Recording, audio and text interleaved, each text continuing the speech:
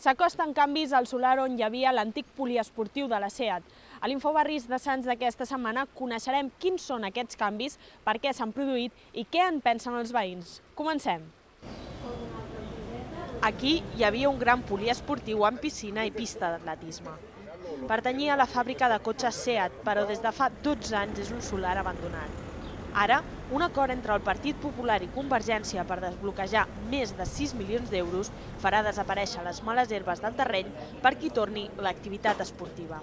Hace mucha falta porque no hay instalaciones deportivas en el barrio. Si te quieres ir a hacer algo de natación, te tienes que subir a Montjuïc. En este barrio, estas instalaciones habían estado siempre y de verdad que habían hecho mucho barrio, mucha ciudad y era muy importante.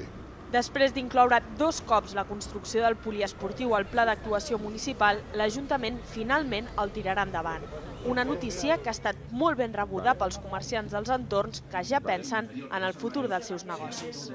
Y espero que con la construcción del nuevo polideportivo la cosa nos vaya mejor, porque hasta ahora está bastante mal el trabajo. Aquest any l'Ajuntament encarregarà el projecte que ha de dir com serà el poliesportiu i les obres començaran durant el 2014.